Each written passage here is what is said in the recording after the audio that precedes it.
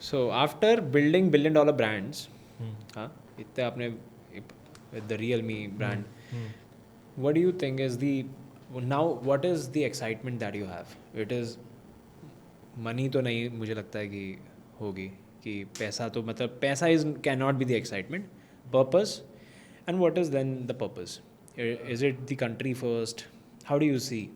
देखो मैं आपको कोई ज्ञान नहीं दूंगा, मैं आपको सिंपल एक बताता हूँ. जी Purpose of doing business हाँ is very clear. To do is money is not the purpose, but Yes. wealth creation is a purpose okay correct for everybody associated with me.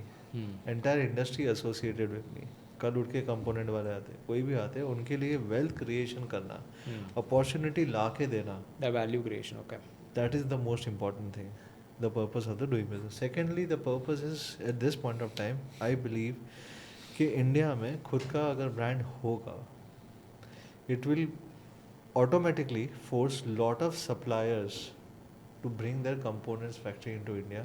okay अगर brand आपके यहाँ पे होगा, अगर मैंने क्योंकि मैंने चाइना का काफ़ी डीप रिसर्च किया था on ground, if there are no global brands working in China, अगर नेशनल ब्रांड्स ही है तो सारे कंपोनेंट्स वाले उनके साथ ही आके नेगोशिएट करके क्लोज करते हैं. say that again component suppliers, any international component suppliers, वो वहाँ पे जाएंगे जो उनके एक्चुअल बायर्स हो गए. ठीक है अगर इंडिया में अगर 80% चाइनीज़ ब्रांड्स है, ओप्पो है, वीवो है, तो इंटरनेशनल कंपोनेंट सप्लायर्स इंडिया में नहीं आएंगे, वो लोग उनके हेडक्वार्टर्स चाइना है तो वहाँ पे ही जाएंगे.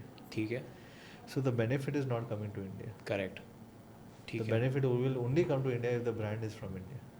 And this okay. international component supplier will only be forced to come to India either through government or either through business force. कि अगर बिजनेस इंडिया से ही होगा तो बाय डिफ़ॉल्ट आएंगे, करेक्ट ठीक है या तो फिर गवर्नमेंट के पुश की वजह से आएंगे. ठीक है but it has to be both ways, तब जाके वो फास्ट इम्पैक्ट आएगा.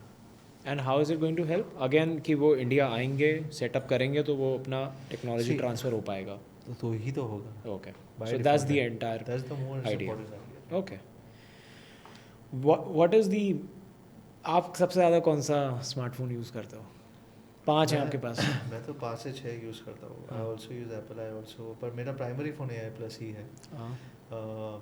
बिकॉज मुझे उसमें कांस्टेंट इम्प्रूवमेंट्स कैसे करना है, क्या करना है, तो मेरा प्राइमरी फ़ोन वही है. पर सेकेंडरी फ़ोन्स मल्टीपल है. ठीक है. Using multiple phones including fold है, फ्लिप है. मैं कंज्यूमर बिहेवियरल पैटर्न के लिए मैं स्टडी करता रहता हूँ दूसरे टाइप ऑफ डिवाइस. ठीक है. और आपके फ़ोन में कैसे कैसे क्या फीडबैक मिलता है और कैसे चलता है फीडबैक साइकिल वही है कि कम्युनिटी ड्रिवन है. And at the same time I think सबसे बेस्ट है कि मेरा जो we invested on more than 300 service centres on day one without even selling a single unit of device. 300 service centres में, which is a multi brand operated service centre, but 300 service centres we made sure कि first day से customer के पास है. Okay The touchwood, the best part about it is that these service centers are not happy with us, but I am happy. The reason is because they are not getting job sheets made. Because आज के दिन में अगर मैंने 6 lakh devices भेजे, my total failure rate has come down to 170 units. out of 6 lakhs Out of 6 lakhs, right? So मेरा quality ratings and everything, even if you check on any online portal, has been fantastically well. So I think I have focused on product and I have focused on quality.